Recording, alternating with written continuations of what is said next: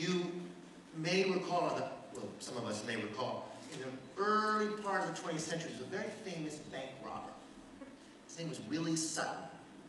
Now, Mr. Sutton, 10 most wanted list of the FBI, one day they finally catch him. And as they're dragging him into the courtroom, a reporter puts a microphone in front of him and says, Mr. Sutton, why do you rob so many banks? And he looks at that reporter, and he looks at all the other reporters, and he goes, my friend, banks are where the money is. My other story is not a happy one. I used to be the chair of the Public Safety Committee, and one of the issues that we would look at were issues that affected domestic violence and rape crisis centers. And we had testimony one day from a woman who worked as a social worker on the North Shore at a shelter, a battered women's shelter.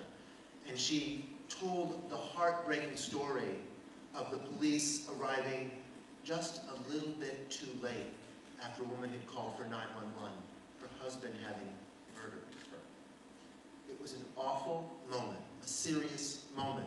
And she looked at us and she said, it isn't just this story, it's all of these stories where we are coming after the fact, saying, help us.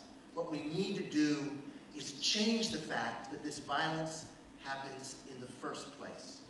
So I think about what this campaign is about.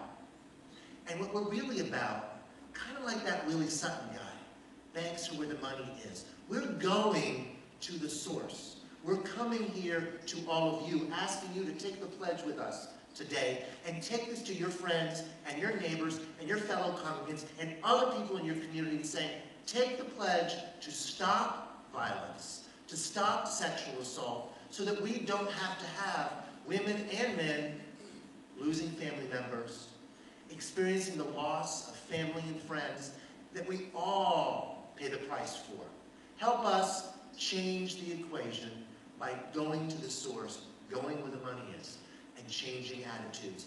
And because men are the source of this violence in so many cases, we are asking you to, as men in particular, to take this pledge against violence. So I have the distinct honor now of initiating the part of the program that so many of you are here for.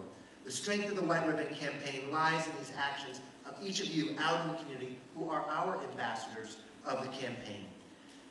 In these local committees is where the White Ribbon Day really takes root. We're going to share a few videos over the course of the afternoon program.